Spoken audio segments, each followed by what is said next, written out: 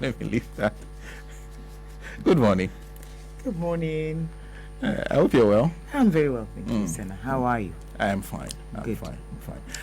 Last Saturday, I wanted to start by asking whether anybody called you in relation to your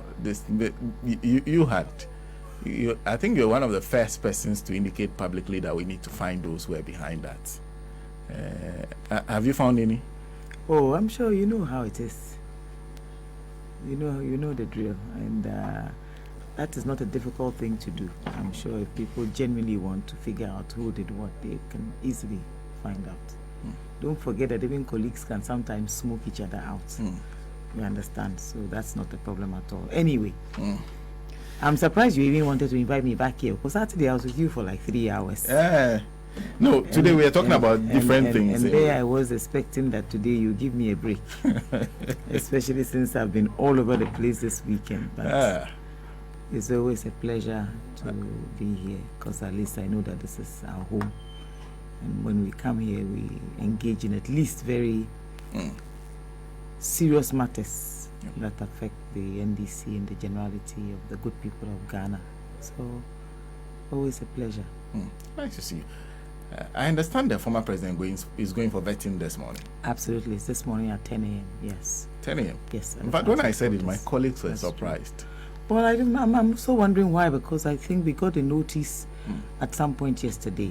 I'm not sure when it was agreed, but because he's also on the road, I'm sure that some of these things will come up because Easter is almost upon us.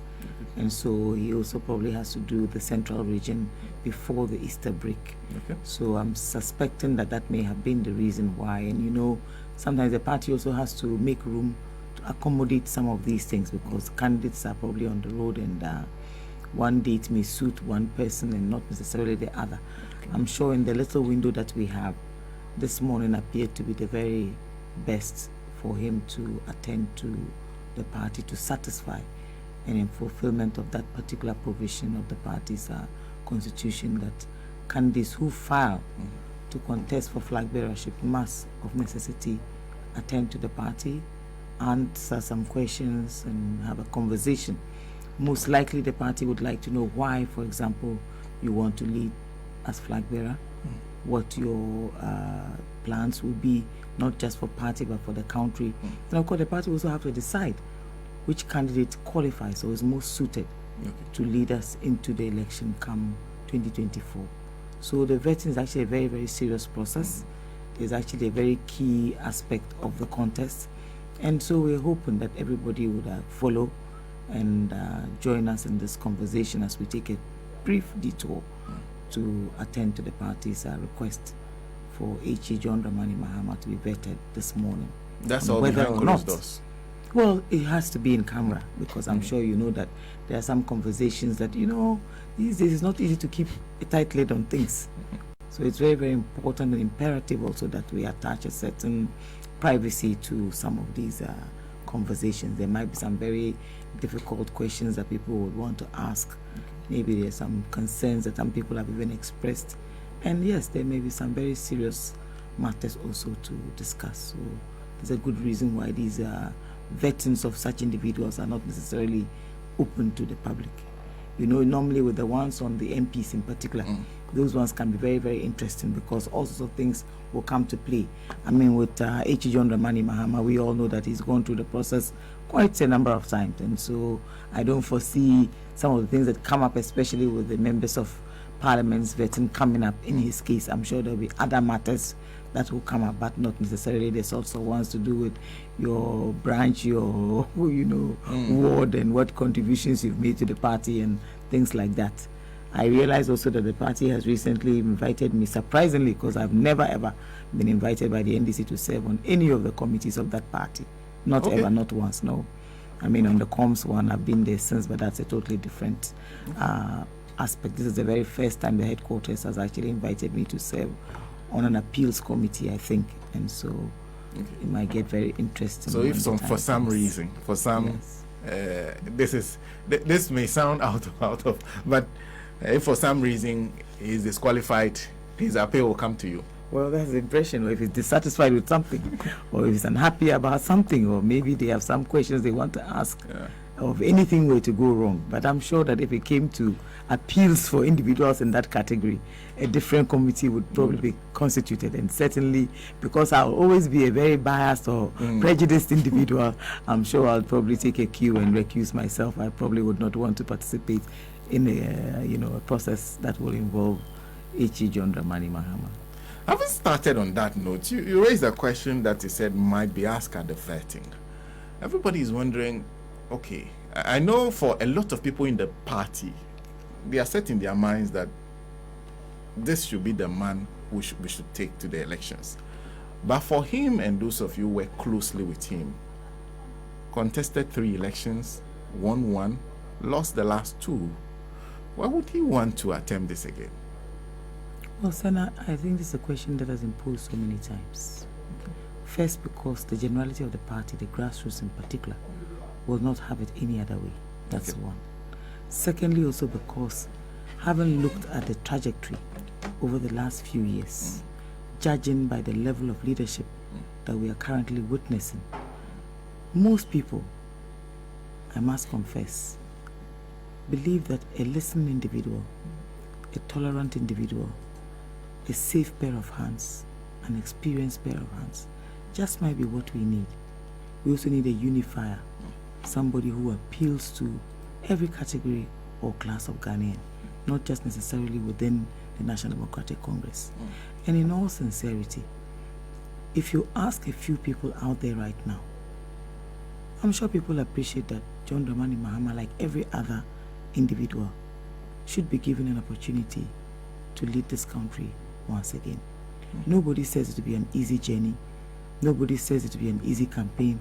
Nobody even says that there aren't other people who are willing and well qualified to contest, as I'm sure we've all gleaned from 2020 right up to 2024 as we're witnessing, that there are individuals also, other than John Dramani Mahama, who have also put themselves up to contest.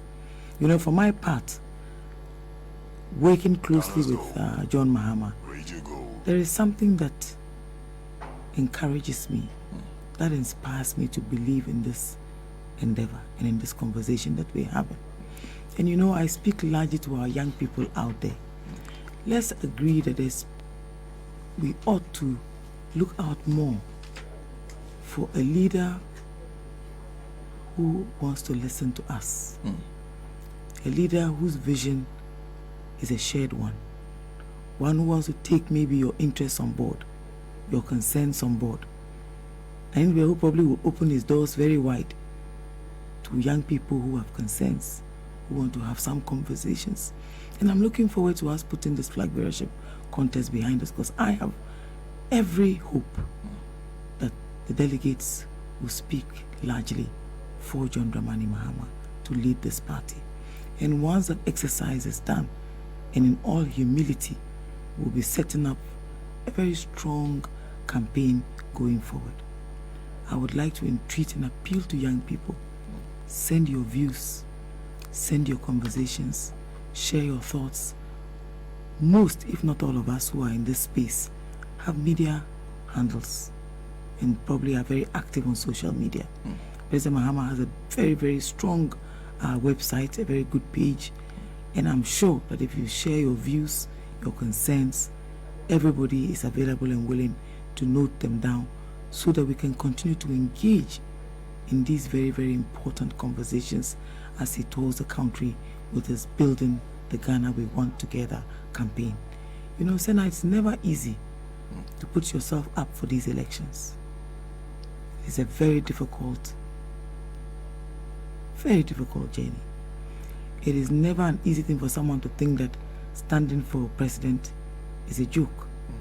It involves a lot of thought, a lot of hard work. But remember that there will also be the little pitfalls that will come. There's always there's a certain level of dissonance, certain level of some challenges that will come. You know, nobody's growing any younger.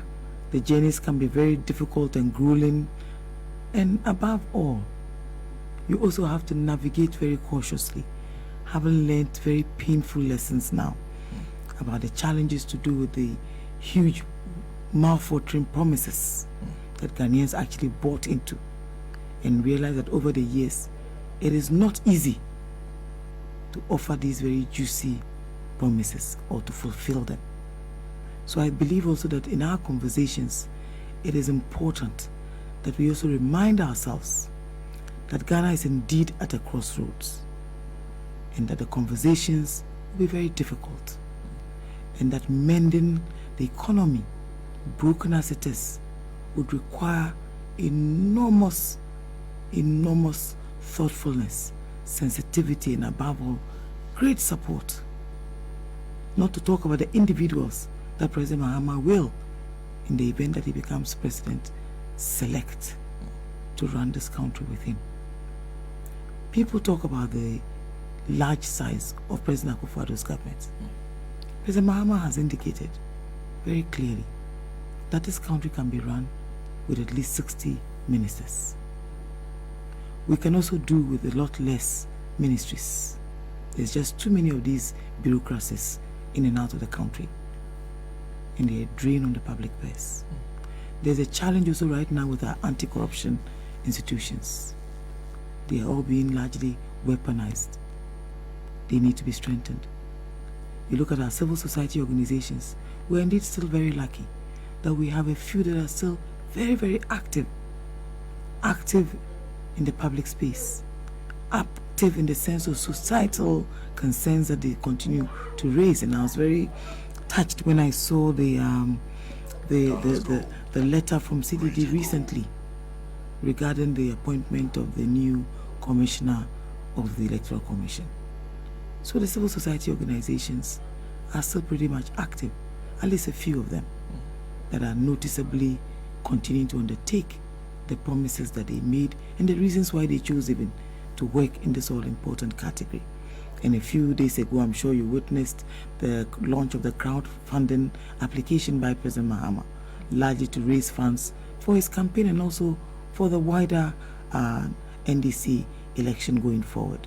And I'm sure you observed that quite a number of these civil society organizations joined in the conversation, largely because one of the conduits that governments are held to ransom by super PACs, who are largely mostly donors or large donors to campaigns, for example, to political parties, for example, would normally sometimes hold governments to ransom.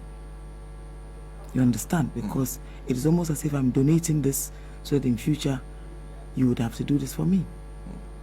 And so it is something that President Mahama has been engaging on for quite some time, discussing avenues of raising much needed resources to run a campaign. So now, to run an ordinary member of parliament's campaign, we are told requires about a minimum of $1 million. Where would you and I find that kind of money to contest for parliament? That's a lot of money. That's a great deal of money. Secondly, when people get into parliament, who wants to leave parliament? It becomes a full-time occupation. So basically what they focus on more is that, okay, let me try very much, at least some of them, for as long as I can keep afloat and continue to get re-elected, why not? And then it dovetails into the conversation also about ex gratia and whether or not the reasons why the framers of the 1992 Constitution put this particular clause into that Constitution, whether the background reasons, the real reasons, the historical context, the antecedents of this conversation, are they still relevant today? This was to insulate them, to secure their independence, to ensure that there are no insinuations of, corruption or any needs for them even. But since we've been witnessing the conversations in and around all these critical office holders, described as Article 71 office holders, need we continue to pay ex gratia to some of these categories? President Mahama has spoken largely for the executive. Those are the ones that he will be appointing. And certainly, President Mahama, in the event that he becomes president, and I have no doubt that this will happen by the grace of God, and in all humility, he will certainly not be running this huge, humongous government machinery. You know, I read an interesting article by Dr. Zaneto Rollins this morning, and she spoke largely about the individual in the collective, our responsibilities to the collective, our sense of obligation to the collective as against our personal interest or parochial interests. So when you look at these conversations, whose interests should we really be looking at and be serving? It should be largely the Ghanaian interest. Okay. And then secondly, the party's interest. Because you do contest also on the party's ticket. You understand? In some jurisdictions, we've known political parties that have actually withdrawn some candidates, even withdrawn their support for some candidates. Think about it. Some of these individuals that we see today who are very, relevant and important office holders in our party, if they had not joined the party, if they had not played the key roles that they play, most people would probably never even have heard about them. They may have been in other categories of profession, probably very successful in their individual rights, but nobody would probably hear about the success unless, of course, it affects another person's life. So the party does play a certain very key role in the work of the individuals who represent the party. And the National Democratic Congress is still the most popular party in Ghana. Popular largely because it is a grassroots political party, mostly for the people. So think about it. It is very, very important that the party continues to assert itself. Where it has not done so effectively, it ought to give the reassurance that the party is a strong institution, poised to be organized, to introduce some measures to curtail this level of disagreement with the party's positions, etc. In the past, especially when the NPP had a majority in parliament, you and I were here. You've always been in the media. I'm sure you remember. Even matters where consensus had been built, where legally there is agreement even, where there is a need even to show good faith, they have agreed in camera and they have come out openly to express their disagreement, sometimes in very aggressive approaches and manners. We don't expect our members to do any different. We don't expect that whatever responsibilities we put on them should be any different. In all of this, I look at President Mahama, for example, who shoulders quite a huge responsibility as a former president, now also serving as part of the very unique group of elders of the party. You ask yourself sometimes, what are the reasons why we even want to serve this party? Why do we want to contest on the ticket of the NDC, for example, and go to parliament? Is it for our personal interest? Is it for the interest of just the NDC? Or you go there to serve the good people of Ghana? Remember that at the basis, the main reason why this 1992 constitution was actually an improvement on all the past constitutions was largely because there was actually a need to introduce some modernization into our constitutional arrangements. Multi-party democracy was one of those very, very key aspects of the 1992 constitution. So anybody who comes into government, who is elected into office as president, for example, and weaponizes everybody, even to an extent,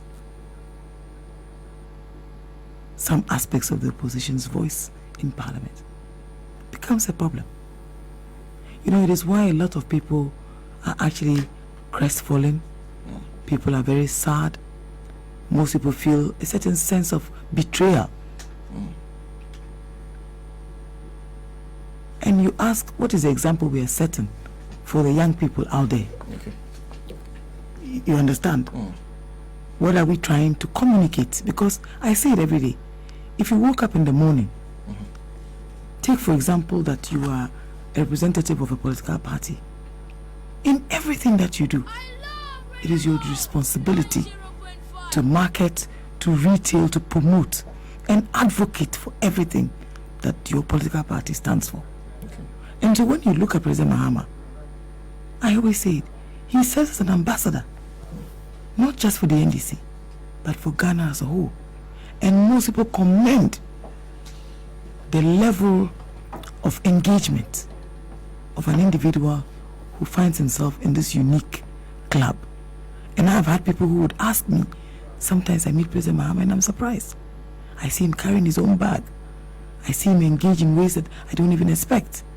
Even when you're sitting president, sometimes the security are even asking people to hold on, let him finish. He'll be the one to beckon to you, to reach out. And for him, it's a very normal approach, that the leader is not always that one who sits on a very high keel and expects everybody to pay obeisance.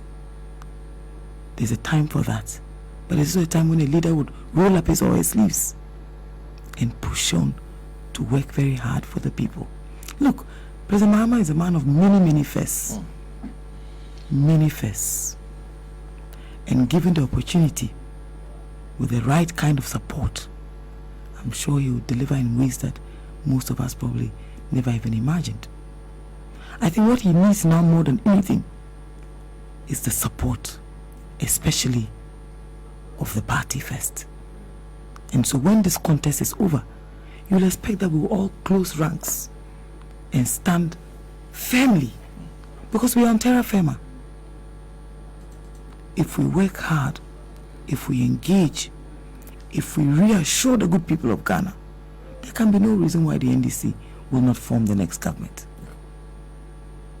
But the question is that, what are the key ingredients that should go into it? Look, what are we experiencing now? Poor, very bad governance, poor economic conditions, Ghana's economy now completely junk status, and all the credit rating agencies are adding on the fact that our economy is practically on its knees. Remember that at some point in time, President Mahama even spoke about the fact that the economy was where? At the ICU. This was long before COVID-19 struck us. The story hasn't changed.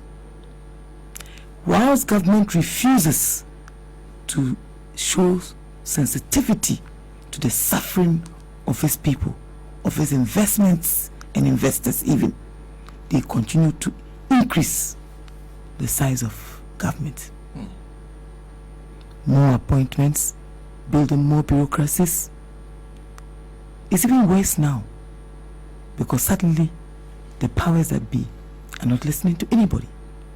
What happened to all the better managers of the economy, who are now literally managing little crowds of rented people going around to scream their voices hoarse to make them feel important? Why is our vice president no longer leading the solid economic team to tell us what exactly they are trying to do to improve the shambolic economy? The shamefulness of our failure is in the inability even of our leaders to show a certain modicum of humility. Sena, when you look at the hopelessness into which President Akufo-Addo and Vice President Mahmoud Bawumia have sunk us, I think they have no reason even. Genuinely, what reason would Vice President Mahmoud Bawumia have to want to lead this country? What good reason can he possibly have? He knew the money was in the vaults of the Bank of Ghana because he had worked there. Unfortunately, he hasn't brought the money to serve the good people of Ghana. He knew very well that he was going to move this economy from production, from taxation to production. Yeah. Have you heard about the new taxes that have been introduced? What has changed? I remember very well that the taxation was actually a lazy man's approach to business. The hard-working man is in office and now appears so lame that he can't even lift a bucket of water to wash down our sorrows and our difficulties and our sufferings. What happened to all the lectures, the many platforms that were set up to lead this fake exercise, now that we all know that it's a hoax? Why are they not out there defending all of those things they said? They have been. So clearly you do not buy into their suggestion that, well, we're on course. What we said we're going to do, we're doing it until COVID set in. And then Russia and Ukraine war started. When we had PDS, was that not before COVID-19? When we had issues to do with the Ajapa, was that not before COVID-19? The cash for seats matter, was it not before COVID-19? The stealing at the Youth Employment Agency, was it not before COVID-19? The matters to do with the first special prosecutor's accusations of President Akufo-Addo being the mother serpent of all corruption, was that not before COVID-19 struck? Tell me, did we not see the cracks of this hopeless administration long before? The numbers of government appointees that kept ballooning, was it not before COVID-19 struck? The matters to do with the excessive spending on private travel arrangements for President Akufo-Addo, did they not start before COVID-19 struck? Let's really clearly examine what was and what wasn't post facto and pre-COVID-19. Where were we? So the situation was bad before COVID-19. We were in very dire straits. I mean, at least in terms of the promise to be better managing the economy. Nobody was managing the economy any better. Who was arresting the city? We just saw that government money was good money. Why don't we go out there and use it to glamorize what it looks like to be a leader? Whilst COVID-19 was ongoing, who was worrying about what to do with our money? They continued to steal and plunder. Senna, look at the resources that this government received from persons of all sorts of places. Note, for example, that it was only in Ghana that our administration was benefiting from citizens for testing, for quarantine. Look at the situation at the airport. We are still traveling to most of those other countries that were hardest hit by COVID-19. They've stopped those tests. They've stopped filling those forms. We are still filling them out. We continue to charge $30 to $50 for Ghanaians to test for COVID-19. Matters to do with lifting the veil of incorporation to vet the agreement that introduced the testing at the airport. If you recall, there were questions on the floor of Parliament. We had our health minister throwing his arms in the air like a typical foot soldier, wailing his inability to respond because these were difficult times and he was unable to. Do you know the people received honor certificates in place of receipts for enjoying government money? Do you know that government resources, money meant for COVID to soften the impact and the blow of the pandemic, was shared like Kose so that they could win a critical election? Look at the performance of the NDC in that election. By 2020, Ghanaians realized they had gone out there and elected a corrupt administration. Ghanaians had actually realized that all that they were promised was never going to materialize. What did we see? Where are the one district, one dam promises? Where is the dollar today? When President Mahama handed over in 2016, the World Bank had a report that Ghana's economy from 2017 was going to grow by at least 8% if we maintain the policy credibility agreements that we had introduced. By 2018, what had happened? We were holding wachi parties. You know, look, they behaved like street boys. It's like I've won power and I'm now taunting my opponents. That I am now supreme over everything that I survey.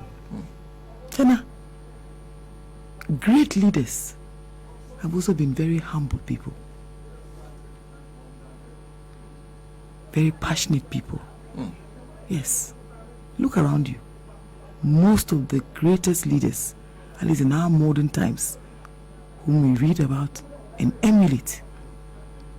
Take, for example, the great Lee Kuan Yew, who made Singapore a third world country, built its economy into a first middle income economy. Now a model of success the world over. Look at his model. It was one of humility, concern, pride in making Singapore a first of many countries of its kind. And clearly, because every question I've asked, you've always referred to matters that have to do with corruption. So to you, it means for you, the biggest challenge of this government that has brought all of us here to is corruption. I would give at least 70% to corruption. 70%? 70%. Because you see, when you run this bloated government system, when you have so many people who are considered very close aficionados or friends of yours, when you have many people who are largely a certain family-oriented sort of appointments, the clannish types of appointments as the Honorable Senior Minister referred to, it tells you something. When there's this level of nepotism or nepotistic approach to doing this, why can't President Akufo-Addo sack the Finance Minister, for example? Anywhere else, the Honorable Kenneth Ofori-Atta would have resigned. Go back and cross-check on the things the Honorable Kenneth Ofori-Atta said at the time about the Honorable Seth Tekpe or President Mahama and their style of managing this economy. His credentials were read to us almost as if he was aspiring to thin your blood. Why would he continue to be in office? We were never going to go to the IMF. We are there. You know, for all the promises they made, look, we have deep challenges. Take, for example, something like Dumso. And I realize that whenever they have their backs to the wall, they return to this conversation. They still refer to Dumso. President Mahama was not at the switch, my brother. Like everybody else, he was experiencing Dumso as well. You understand? Dumso had been with us. I returned here to live permanently in 2006 thereabouts, fully. Okay. And by that time, the power outages had started. In some parts, they were very, very bad. And power supply was very erratic. At the time President Kufuor was in office, what did he do? I remember a group of members of the Christian Council, for example, who prayed for our rain patterns to change, to improve, who believed that the panacea, because they knew then Akosombo was struggling. Don't forget, we used to have a little mark even in the newspapers and on the screen where they show you the water levels. And the lower the water level, the worse the power interruptions were going to be. Yeah. And then President Kufuor decided to do what? To go out there and construct the Bui Dam. Have you heard for the call that the Bui Dam should be shut down? Because it did not in any way provide the comfort that Ghanaians were seeking, and probably did not even meet fully the reasons for its construction. But he had good intentions, didn't he? Because at the time, then maybe that was the advice he received. Let's get a second dam. President Mahama is a modern individual, a great thinker, and he knew that considering the considerations of climate change, for example, the only thing that could salvage our challenges with power fluctuations was to move away and find more sustainable means of generating electricity. And that led us to what? To independent power producers. Depend more on thermal power. All you need was to do what? Find the gas that was a leftover, a byproduct of the discovery of oil, so that we could pipe it into our system and provide a more sustainable electricity supply. He fixed them so for all of us. And he didn't do that because it was for him personally or privately for his village in Bole or for any personal interest. It was to ensure that for as long as we had gas and we could pay for the independent power producers, you would have ready supply of electricity. Now we even have excess that we even export. And the last time I checked, we are being told that right now even we have so many industries coming on stream that we will no longer be doing what? Be exporting. Why is the jury still out there? Why are there still so many schools of thought? It's only because government has failed abysmally. But for their failure, why should we still have this conversation about doing so? Then I have heard people complain about President Mahama, for example, advising us to not keep our electronic items on the charging, consoles for too long. There is one fundamental thing about climate change, and that is to lower what? Emissions, carbon emissions in particular. It is why vehicles such as Tesla have become so popular, because they are running on electricity and not what we all know, which is to run on petroleum, or petrol for that matter. There is a need for all of us to adjust. And this is a man who was speaking to appeal to us as a people, that look, we need to learn how to conserve power. And the way to conserve is not to have too many appliances on.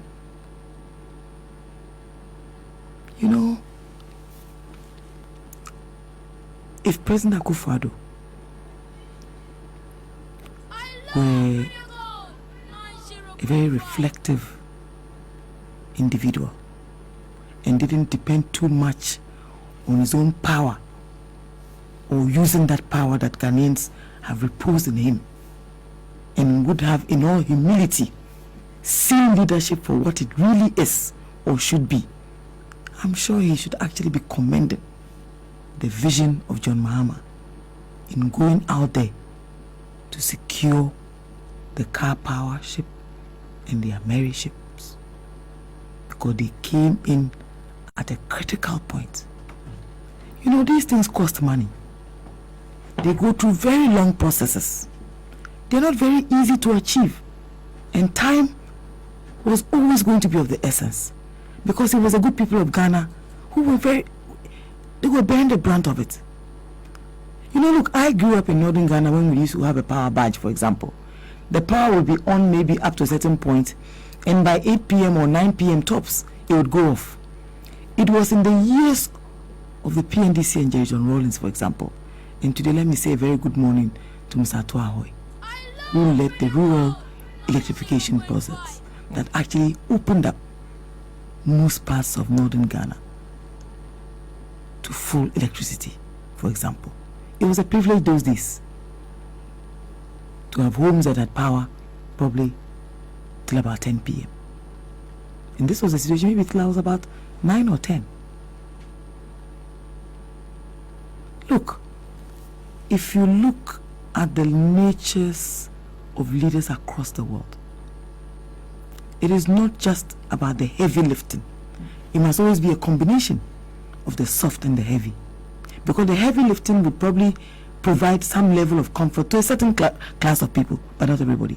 But when you run an economy into a ditch, it affects everybody. Whilst individual bondholders are being asked to do what? Take haircuts of whatever kind. Even the president himself promised us that there were going to be no haircuts. He spoke lies, falsehoods. Has he been called out on that? Is anybody demanding explanations for that? Is he being called names for that? Look, President Mahama is a very clean politician. Take and juxtapose his conversations, even on his campaigns, as against what he experienced as president. You know, sometimes we forget. Look at that 9-month charade that then candidate Akufo-Addo took President Mahama and Vice President Emisata of blessed memory through. You contest a very difficult election under very difficult circumstances. The late Professor John Atta-Mills had died in office. It had never happened before, coupled with all the other problems that needed urgent attention. You win an election, and it is the whole process is undermined because of one individual's interest to become president. And that weaponization by President Akufo-Addo has not stopped. Look at our institutions now. Instead of strengthening the institutions and guaranteeing their independence as our constitution demands, what do we see? They are all being weaponized. Look at the nature and character of our electoral commission. You know, Senna, there certainly are no neutrals, and I believe that many scholars are still out there trying to figure out whether there's any individual who can be fully neutral or live without any biases or prejudices. We all have them. Even cosmopolitan as I am, I'm sure that I have some biases and prejudices as well. But of the partisan public kind is what we don't expect to see serving on some very critical bodies. You know, when you serve as a judge, for example, irrespective of your parochial or partisan interests, where there's a need, you can even be asked to recuse yourself from a case. You can even ask for that suo motu, and nobody will argue with you. We've seen many cases where that has happened. There is still a certain discretion even of the Chief Justice, for example, empaneling judges, especially of the Supreme Court, to handle matters. Sometimes there's even directions of cases being handled by some special courts at a certain point in time. I believe it was President Kufuor who said those commercial courts, if you remember, to expedite action because investors had complained about the time that it takes for them to receive rulings or judgments whenever matters of that kind go into court. There was also an attempt also to try and, reduce the issues that were to do with the paying of judgment debts at the time, and to give investors a certain level of assurances. Where are all the investors today? One of the reasons why the dollar suffered against the cedi and totally destroyed the cedi in terms of the fluctuations in exchange rates was because of capital flight. Investors were very jittery and uncomfortable with the way in which the economy was being mismanaged. You know, how do you run a government through a smoke screen filled with lies? How is that possible? And you know what shocks me is the decaying public institutions. A certain level of decadence has engulfed most of our public institutions. They are so partisan now that sometimes you wonder. Public institutions? Quite a number of them. Partisan? Partisan. The nature of the appointments to some of these institutions. I guess you're talking mostly the Electoral Commission recently. Oh, and many others. What happened to this Office of Special Prosecutor, for example? Since we replaced the Honorable Martin Hamidu after he resigned, what has changed? Have you heard different conversations? There was never any intention to fight corruption. It was just a smoke screen. It was a scam, in our Chairman General's voice. You understand? The promise to build this country was a scam. It was a promise just to feed the pockets of just a few individuals and to create opportunities for boys and girls of the New Patriotic Party. Some members even within the New Patriotic Party are very, very upset at the turn. They're even ashamed at the turn of events. I see no reason why anybody today has reason to trust anything that President Akufo-Addo says. I'm sure he knows it himself. Maybe in the very private, recesses of his own mind. he knows that something has gone wrong. I'm sure he himself can tell that this is not the Ghana he promised the good people of this country. And then comes the question, because in 2020, perhaps there was something to salvage. At this point, you're saying this economy has been driven into a ditch. You are talking about the weaknesses in the public institution, the partisanship within the public institutions. In fact, you're talking about decay. Why would former President Mahama want to run to at this time? Is the timing favorable? How would he deal with all this, considering he may be one of the very first people who would have public office and only have to run for 4 years? What is the plan? Yeah. A journey of 1,000 steps would normally still start with one. Every Ghanaian knows, at least most Ghanaians who are willing to admit it, that President Mahama had very good intentions for this country. That he started on the very right footing. Remember that for all the infrastructure interventions that he made, they were based on research. In 2012, the World Bank had come out with a report that actually proclaimed that for Ghana to fully achieve its middle income status, to create the level of jobs that the Ghanaian required, would have to close our infrastructure deficit, have social housing, have additional infrastructure for our schools, have more public universities. And let me say that because we are on this conversation, a very humbling revelation came to me a few weeks ago when I visited the University for Development Studies campus in Yankpara.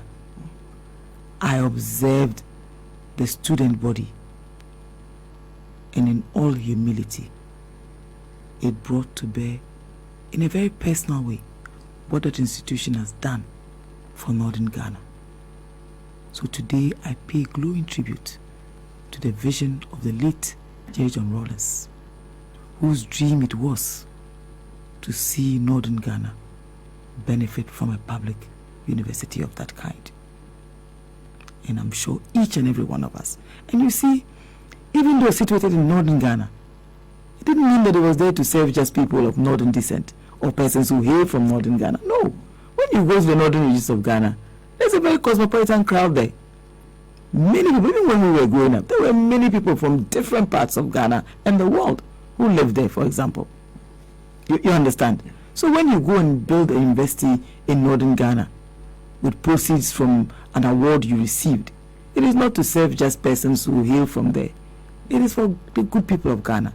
Remember that Osajifo Dr. Kwame Nkrumah had a vision of a certain cross-fertilization that he believed would build tolerance, unify our nation like no other.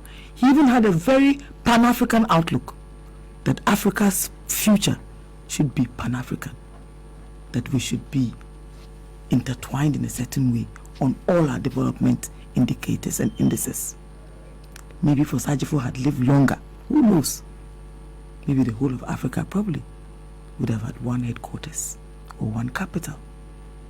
That was his dream. Most of these universities you see, the public universities, for example, that's where most people get their own personal acclimatizations, orientations, be they political, religious, whatever. It is also where you learn tolerance, modesty, humility, because the whole world is gathered in one institution. You sit in the lecture theater and there's all sorts of people. When we left the law school, I remember our graduating class had about 100 people. I walked into a room yesterday and I realized that there were at least about 7 or 8 of people who graduated with me that I hadn't seen in forever. Where will you see one another all the time when you leave school? But you take something away from all these people. So when leaders do things, we don't do them because of a personal interest per se. All the hospitals that were constructed, look, an uncle of mine, unfortunately he passed, had an emergency and went to University of Ghana Medical Center. He actually asked me for President Mahama's number and he sent him a text message. that I hope that you achieve this dream to lead this country again. I only have one thing to ask you to do, to raise Kolebu Teaching Hospital in terms of its facilities and infrastructure to a level of the University of Ghana Medical Center. Sena, it is the only facility that, if you notice, our opponents don't abuse anymore. What is the reason? Because Ghanaians themselves have come to appreciate what that intervention has done for them. The National Democratic Congress is a social democratic party. Infrastructure for development is one of the key tenets and principles of social democracy. Look, if you have great buses for everybody, working trains for everybody, and you wake up in the morning and want to bath in the skies, people don't even notice because they're on their way to work anyway. Why is it when you travel to other jurisdictions, you don't notice the leadership that much as you do when you're in Africa? Systems work. They work effectively. What was it that Yololo was intended to do? It was to cure challenges with traffic. You know, there's another thing that we always forget, and I study transportation law. No country has fully developed without an integrated multimodal transportation system, because it also builds efficiency. It saves a lot of time.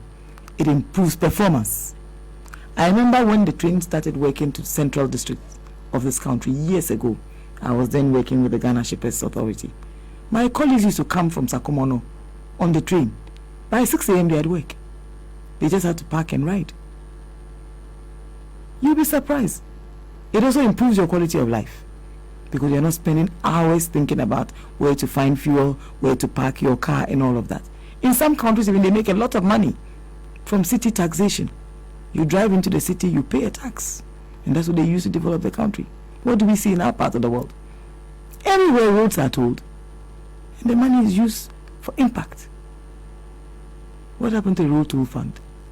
Someone just walked into the space, took the parliamentary platform, and announced the end of road tolls. They took all the banisters off and just left them. A few months later, we are back, and nobody is demanding questions, demanding answers. We don't say this is a failure of a government. This is a government that is totally confused. The impunity with which those things were even taken off, without any concern or regard, almost as if those things did not matter, they were not important. Why do countries levy drivers or motorists? It goes into a road fund.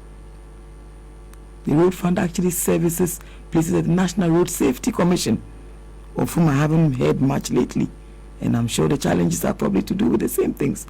Lack of funding, even for advocacy. You understand? What happened to the energy sector recovery levy, for example? It was criticized by the then MPP in Parliament. But it has recently been done what? Used to guarantee a loan. It is why ECG has gone on rampage. And they are getting a lot of encouragement. They have an interesting page that I go there to check the comments sometimes. People are encouraging them. For the first time we've heard that even Parliament has not been spared. Hospitals are not being spared. Major public facilities are not being spared. In a country where sunshine is in abundance, President Mahama had started a solar intervention with ECG. But because of the same politics, as soon as governments changed, it appeared as if it was not an intervention that mattered, that it was so unimportant that we could just abandon it. You see, I agree with President Mahama. As we go ahead with conversations to do with the constitutional review process, there must be a return to a strategic development plan that must, of necessity, be imposed by the good people of Ghana on our leaders. Anybody who wants to put him or herself up to lead this country must first and foremost agree to what is contained in the strategic development plan. We've tried everything else. We've tried the manifestos. In fact, in 2012, the NDC's manifesto was adjudged as the most responsive to the needs of the good people of Ghana. There can be no better social intervention than educational institutions or facilities, than health facilities, than road infrastructure, than water, basic. But we are broke. Flat out broke. So how would he do that? Because he was clear on the direction. It was clear the direction he wanted to go. Yes. Improve on social infrastructure, improve institutions, among others. All those require some level of funding. And you just, I said that we are broke. You said we are flat out broke. In fact, we are totally bankrupt. How would he navigate that? And as Felix would say, they are not only bankrupt, President Akufo-Addo and Bawumia are also bereft of ideas. They are now totally clueless. You know, it is all the recklessness that has accompanied their pronouncements. It has also fed into their actions. The terrible part of it all is that they would not even take responsibility. They are going out there and renting crowds and trying to be as populist as they can be. They cannot even see that the times have already changed, that the carpets have shifted from under them already. And so they shouldn't even continue to waste money on these fake public relations stunts that they pull off at any given opportunity. Whether you have 120 of 37 of all your MPs following you, or sitting on your lap, or hanging in your office, or clapping for you, that is very incestuous. Have you gone out there to ask the generality of the public what they think of your performance as a vice president, as head of the economic management team? I think sometimes we should put ourselves to strict proof too. Ask people what they think of us. Open a phone line, for example, and ask people what they genuinely think. Let them tell you what they expect to see you do. Let them tell you that you failed. Your performance has been abysmal. Look, everybody in Ghana agrees with that one. You know, go around the country. Look at all the peer review mechanisms and indexes that we have. On all of them, the worst performance of the NDC on the Corruption Perception Index is the best for MPP's performance. In terms of poverty, we have gone even lower. Think about it. Look, you know and I both know that President Mahama will certainly not be traveling and crisscrossing the world on private jets. You travel with $200,000 as transportation, and you go to Paris, for example, to the Paris Club, and beg for 200 million to come and improve fish stock. Is that 10% of the amount? You know, it's interesting that a few days ago someone reached out to me because I believe on one of these platforms there was a conversation about President Akufo-Addo, who decided to come out of his way and chastise the German ambassador for commenting on a matter that he deemed as purely internal. But you are going around cap in hand, begging for the European clubs, the Paris Club, and all the agencies that you believe have some money to offer you some relief, some benefit, because of course, thanks to all the recklessness that they were denying before, all the international markets have been shut now to Ghana. You can't knock on any of these doors to open anymore. You understand? International credit holders of our bonds are struggling to get their monies back. Our finance minister, I'm told, is in China, and there's no news. There are no screaming headlines. There's even no, excuse my French, wache and egg party. A whole finance minister to reduce the administration of such an important ministry to such a mediocre performance as to openly eat wache in the face of everybody. But Asena, wache there is something we all eat every day. You know, I love the wache in Tamale, for example. As soon as I arrive there, I call my cousins. It's the first thing that they offer me. I mean, everybody loves wache. Wache is actually in competition with, gari and beans, for that matter. Absolutely, thank you. You know my challenges with trees, so I don't want to come and say something and you guys will stress me the whole day. You know, people won't be up gari and beans any you have the same deficiency I have. There'll be deficiency in a type. Who do you know you're separate? Na Mr. Media no. What I say, but we all do small, few, and then we get along. You know? And I think that is what leaders also need to recognize. Look, President Mahama made a great effort. I will be the last person to say that things were perfect then. Sena, when I first came into politics, I'd never been in an environment like this before. I was extremely sensitive. Little things used to affect me in so many ways. Even a small headline that probably President Mahama will see and probably just gloss over, and I'll be all over the place. I think over the last few years, I've probably become much better at handling these things. Things that probably would cause me enormous anxiety. It's a lot better. We all learn as we go along. You know, I only served as a deputy minister, no doubt. And just for 4 years, not for the full term. I don't think that everything was perfect. There were some issues and some challenges too. But it's a human institution. Naturally, you will have all these challenges. But you see, when you look at the context, what President Mahama promised, what Professor Mills promised, and what they delivered, is against what President Akufo-Addo promised, what Vice President Bawumia promised, and what they have delivered.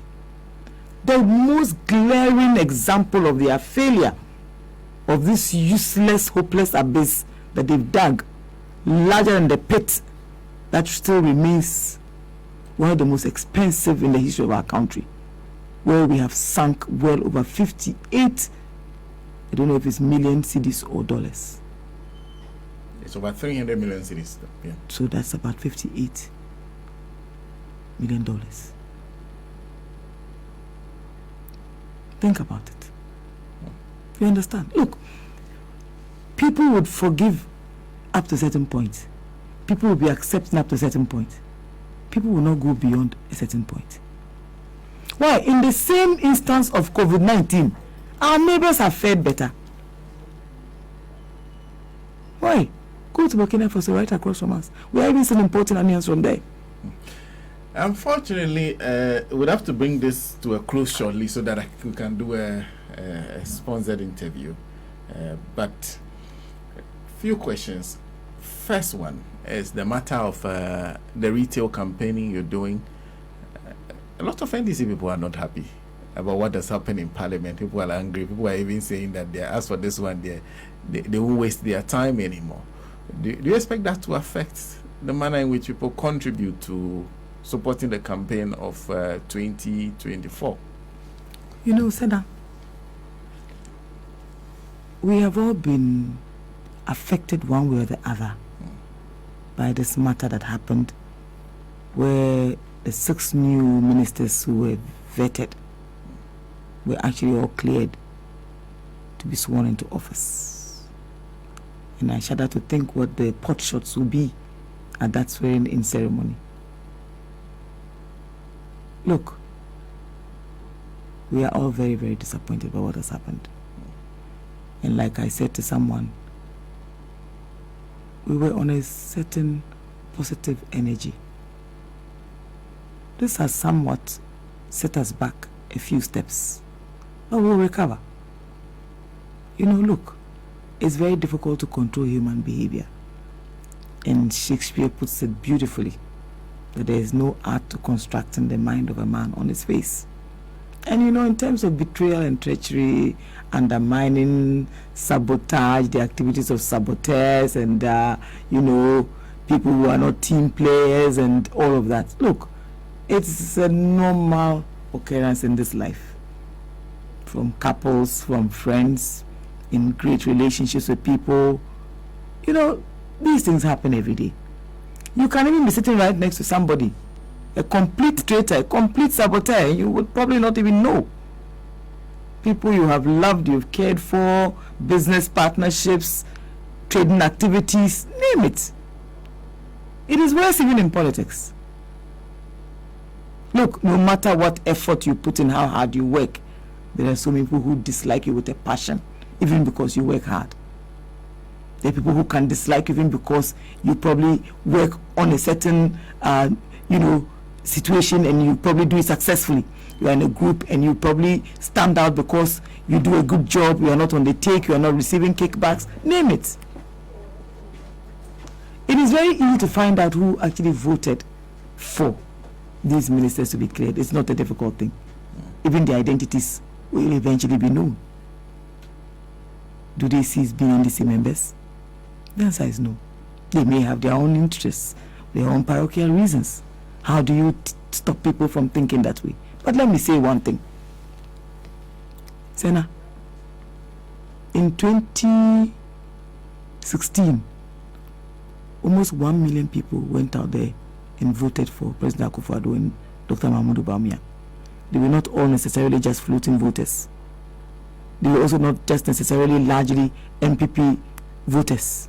There were some NDC members who voted for the MPP in that election. I even know quite a number of them who spoke about it openly. There are many individuals we all engage every day who tell us. There are even people within the media who tell us that, oh, in 2016, I went out there and voted for President Akufo-Addo. These were my reasons. In 2020, that almost 1 million had dropped to what?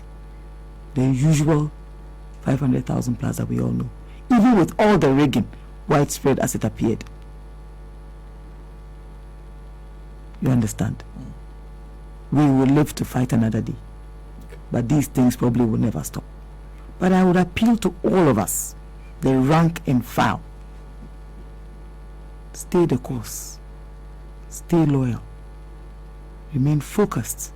A few bad nuts will always exist, no matter where, even in your own home. I used to have a habit where if a big person approached me and said, oh Joyce, you didn't do this thing well, you didn't speak well, you didn't do this, I'll keep quiet and not argue. Especially in this space. I'm naturally very, very argumentative as a person. But I started to take those things in my stride because I look at the age of the person, you look at your upbringing and you think, oh, maybe you shouldn't respond this way. A retort of this kind may not be right. But I realized that suddenly it wasn't serving me any purpose. So now I will argue it out. I'll try and find out just why you think this way. Some may not like it.